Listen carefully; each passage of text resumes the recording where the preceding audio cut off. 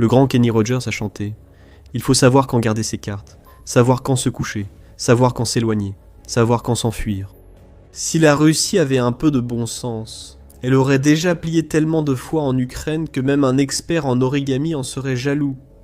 Mais la Russie continue de miser. Et à Donetsk, elle vient d'en faire un gros.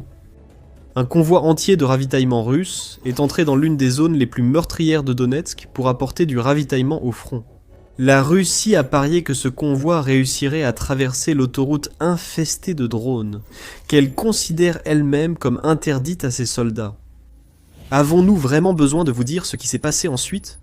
Les drones FPV ukrainiens ont repéré le convoi, et la Russie a perdu son pari en perdant des dizaines de véhicules sur une véritable autoroute de la mort. Nous n'avons vraiment aucune idée de pourquoi la Russie a tenté ce qu'elle a tenté. Nous avons vu le sort des véhicules blindés russes partout en Ukraine. Près de 25 000 d'entre eux ont déjà été détruits, précisément parce qu'ils sont des cibles faciles pour les drones FPV ukrainiens. Mais à la mi-juillet, les commandants russes Notchkorpus à Donetsk ont pris la décision déroutante d'envoyer un convoi de 50 véhicules sur le périphérique de Donetsk. Cette route n'est pas sûre pour la Russie, loin de là. C'est justement sur cette route que la Russie interdit les véhicules de fret et de transport militaire, précisément parce que l'Ukraine y exerce pratiquement le contrôle par le feu. Elle se trouve à seulement 12 km de la zone grise qui existe entre les villes de Toretsk et Konstantinivka, ce qui la place bien à portée des drones ukrainiens, et cela depuis longtemps. Depuis des mois, les commandants russes savent cela. Les véhicules entrant sur le périphérique de Donetsk sont détruits. Cette destruction est aujourd'hui encore plus certaine. L'Ukraine dispose désormais d'un avantage de 1,5 contre 1 en drones FPV face à la Russie dans de nombreuses régions du front, y compris à Donetsk. De nouvelles générations de drones, FPV et autres, apparaissent en Ukraine chaque mois. L'Ukraine a déjà approuvé un nombre record de 413 nouveaux systèmes de drones, rien qu'en 2026 rapporte Aerospace Global News. C'est un record, et nous ne sommes qu'à mi-année. Forbes ajoute que les drones FPV de l'Ukraine ne se limitent plus au front et à l'arrière immédiat. Certains parcourent jusqu'à 60 km derrière les lignes ennemies, rendant une rocade à 12 km du front une cible évidente. Tout cela annonçait un très mauvais pari. C'est comme faire tapis au poker avec un 7-2 dépareillé. La Russie aurait eu besoin d'un miracle pour mettre à l'abri son convoi de 50 véhicules en empruntant le périphérique de Donetsk. Les miracles peuvent arriver pour le joueur chanceux, mais la Russie n'a pas eu de chance. Alors que le convoi avançait vers le front, l'inévitable arriva. L'Ukraine a surenchéri sur le 7-2 russe avec une paire d'as. En d'autres termes, de nombreux véhicules russes ont été détruits après que les forces de Poutine ont pris une décision tellement stupide qu'on se demande pourquoi elle a là été approuvée dès le départ. Derrière la ligne de front de Donetsk, le groupe Ivan Franko a observé la Russie faire le pire pari qu'elle a fait depuis très longtemps. Ce groupe du service de sécurité d'État ukrainien a suivi un convoi de camions, fourgonnettes, voitures et motos, se frottant les mains d'avance. Le convoi a été laissé partir de la périphérie de Malinivka, devenue une base clé pour les forces russes, cherchant à percer la ceinture fortifiée de Donetsk. L'Ukraine a joué sa carte à la perfection, laissant la Russie gagner en confiance à chaque kilomètre parcouru. Malinivka était pratiquement hors de vue pour beaucoup de véhicules. Ils étaient presque sortis de la zone de danger immédiat, et le pari allait être réussi. Puis les drones FPV sont arrivés, et ils ont détruit chaque véhicule du convoi russe. Malgré l'interdiction de circulation des marchandises et des transports militaires sur le périphérique de Donetsk, le hashtag IFG, grâce à une main ferme et aux drones que vous avez donnés, a arrêté plusieurs contrevenants. Le groupe Ivan Franko a plaisanté sur Telegram en annonçant ce qui pourrait être le succès le plus prévisible de la guerre en Ukraine. Nous n'avons pas à croire ce groupe sur parole pour cette frappe folle. Il y a des images, beaucoup d'images. Sensor.net partage une vidéo. Les images alternent entre la vue d'un drone FPV qui se dirige vers un camion du convoi russe et la vue d'un passager dans une voiture qui roule à proximité. On voit le drone s'approcher.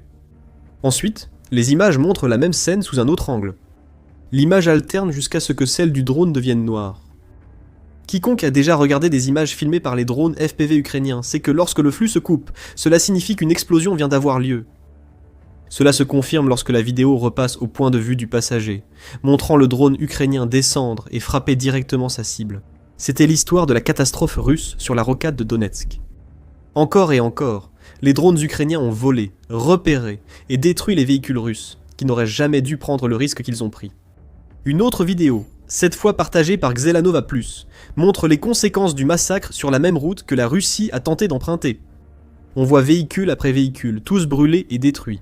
50 au total, des Lada et des quads jusqu'aux camions, et même un véhicule qui transportait un canon d'artillerie. On dirait une scène sortie de Mad Max. Peu importe où l'on regarde, il y a une autre carcasse de ce qui était autrefois un véhicule.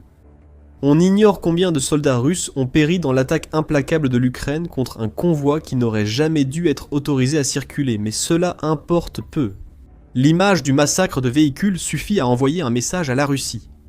Vous avez parié que la rocade de Donetsk était soudainement sûre. Ce n'est pas le cas, et ça ne le sera pas avant longtemps. Encore une fois, il faut se demander pourquoi. Pourquoi la Russie aurait-elle envoyé un convoi sur une route qu'elle sait surveiller par les drones FPV ukrainiens ? Nous proposerons des hypothèses dans un instant. C'est The Military Show. Si l'humiliation de la Russie vous plaît, d'autres vidéos similaires vous attendent. Abonnez-vous à la chaîne dès aujourd'hui et activez la cloche de notification pour voir encore plus de vidéos mettant en avant les décisions les plus stupides prises par la Russie. Sur le champ de bataille, l'information, c'est le pouvoir. Mais une bataille reste invisible. Chaque jour, des courtiers en données collectent, regroupent et vendent vos données personnelles sans votre connaissance ni votre consentement. Notre sponsor du jour, Inconi, vous aide à effacer ces données de centaines de bases de données en seulement quelques clics. Vos données personnelles et familiales, comme adresse et téléphone, pourraient être en ligne sans que vous le sachiez. Cela peut entraîner des appels indésirables, des arnaques et des vols d'identité. C'est dangereux pour vous et votre famille. C'est pourquoi j'utilise Inconi. Inconi trouve automatiquement où vos informations personnelles sont exposées et envoie des demandes de suppression en votre nom. Ils ne peuvent pas vous nuire s'ils ne peuvent pas vous trouver. Et avec le forfait illimité, vous pouvez aller encore plus loin. Collez simplement le lien d'un site exposant vos données, et les experts en confidentialité d'Inconi prendront en charge les suppressions personnalisées. Commencer ne prend que quelques minutes, et après une autorisation unique, Inconi s'occupe du plus gros du travail pour vous. Reprenez le contrôle de votre vie privée dès aujourd'hui. Utilisez notre code spécial pour obtenir 60% de réduction sur n'importe quel abonnement annuel Inconi. Scannez le code QR ou cliquez sur le lien ci-dessous et commencez à supprimer vos informations personnelles du web. Vous savez déjà que l'information, c'est le pouvoir. Utilisez maintenant ce pouvoir pour vous protéger et reprendre le contrôle de votre vie privée avec Inconi. La bourde russe à Donetsk était vraiment stupide. Ce n'est pas seulement l'envoi d'un convoi de 50 véhicules sur une route surveillée par les drones FPV ukrainiens qui est absurde. Encore plus déroutant. La Russie a essayé d'envoyer ce convoi vers le front en plein jour. Peut-être que ces véhicules auraient eu une chance dans l'obscurité. Pas une grande chance, car les drones FPV ukrainiens peuvent suivre les véhicules la nuit, mais ça aurait déjà été ça. Peut-être que quelques-uns auraient réussi à survivre au massacre. La Russie a essentiellement envoyé ses soldats en mission suicide, et la raison semble simple. Désespoir. Nous avons mentionné Toretsk et Konstantinivka plus tôt. Ce qui semble être l'explication la plus probable pour le pari ridicule de la Russie, c'est qu'elle voulait à tout prix faire parvenir des troupes et du ravitaillement sur les fronts près de l'une ou l'autre de ces villes. Cette dernière, en particulier, se trouve à l'extrémité sud de la ceinture de forteresses que la Russie doit faire tomber si elle veut prendre Donetsk et, par extension, la région du Donbass à laquelle Poutine accorde tant d'importance. Les villes jumelles de Sloviansk et Kramatorsk se trouvent au nord de Konstantinivka, cette dernière n'étant qu'à 22 km de distance. Notre première analyse du mauvais pari russe était qu'elle pensait devoir envoyer plus de soldats et de matériel sur l'un ou les deux fronts pour les renforcer en vue de futures offensives. La Russie a peut-être aussi fait ce pari pour sauver certains de ses soldats. Nous avons déjà dit qu'approcher en voiture des zones mortelles infestées de drones, de plus en plus vastes, équivaut souvent à une condamnation à mort. Les véhicules étant des cibles faciles, la Russie privilégie une stratégie d'infiltration où ses soldats traversent les zones mortelles à pied. C'est dangereux, mais un soldat, plus petit qu'un véhicule, est plus difficile à repérer et peut se cacher dans des tranchées ou bunkers pour échapper aux drones ukrainiens. Le problème de la Russie, c'est qu'une stratégie d'infiltration qui fonctionnait en 2025, lorsque les zones mortelles faisaient moins d'une douzaine de kilomètres de profondeur, devient inviable en 2021. Selon Business Insider, l'ex-ministre ukrainien de la Défense, Mikhailo Fedorov, déclare que les soldats russes doivent marcher environ 30 km en tenue de combat pour atteindre le front, à cause de l'élargissement des zones de mort. Beaucoup n'arrivent même pas jusqu'au combat avant d'être pulvérisés par des drones, ce qui fait que les assauts russes sur le front sont bien plus faibles que ce dont Poutine a besoin. D'où ce désespoir. Et la raison pour laquelle la Russie a fait ce pari ridicule. Il y a une autre possibilité concernant la catastrophe du convoi russe. Épargner aux soldats une longue et dangereuse marche vers le front était peut-être l'idée, mais la Russie a aussi montré qu'elle se soucie peu du nombre de ses soldats qui survivent à ces marches, tant que certains arrivent là où ils doivent aller. Envoyer des véhicules, c'est risquer de l'argent, ce qui compte plus pour Poutine que la vie de sa chair à canon. Peut-être que la Russie se préparait à une attaque mécanisée contre une position ukrainienne, ce qu'elle n'a guère fait récemment. Vous pourriez vous demander pourquoi tant de voitures ordinaires figuraient dans le convoi si la Russie préparait une attaque. En fait, ce n'est pas une surprise. Outre les lourdes pertes de blindés évoquées plus tôt, il est établi que la Russie utilise des véhicules civils pour attaquer les positions ukrainiennes depuis au moins mars 2025. À ce moment-là, les types de voitures et de véhicules tout-terrain aperçus dans le convoi du périphérique de Donetsk représentaient environ 70% de toutes les pertes russes, selon Forbes. Pour la Russie, tout ce qui roule peut servir à lancer une attaque.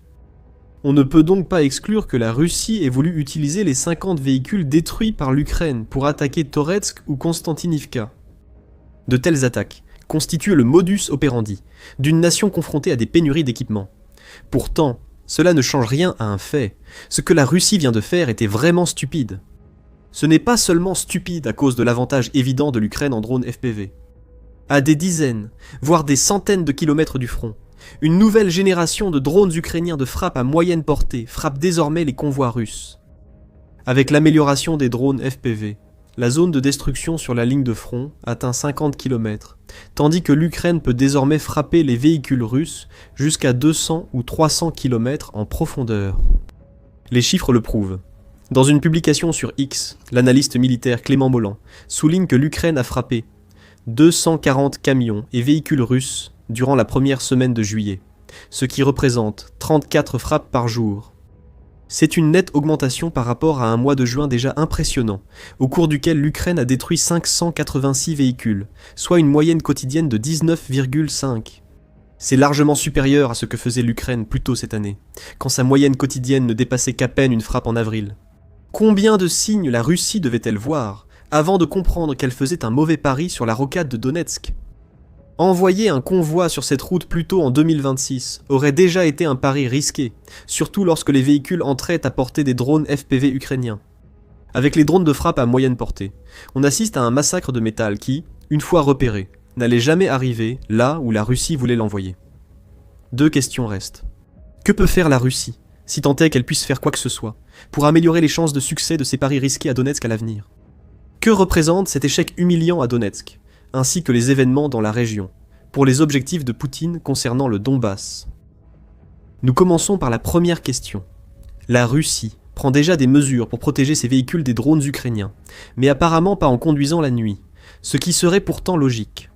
Comme le note la presse Euromaidan, les cages anti-drones présentes sur de nombreux chars russes équipent désormais aussi des camions. De nombreux convois sont aussi escortés par des équipes armées chargées d'abattre les drones. Aucune de ces approches ne fonctionne. Les équipes de défense sont efficaces seulement si elles sont précises, ce qui reste difficile depuis un véhicule en mouvement, et peuvent être éliminées par les drones qu'elles cherchent à détecter. Quant aux cages, elles présentent les mêmes inconvénients pour les camions que pour les chars. Il y a un énorme compromis à faire, car la vitesse diminue à mesure que le poids augmente. Un camion avec cage de protection est mieux protégé, mais aussi plus lent et facile à atteindre.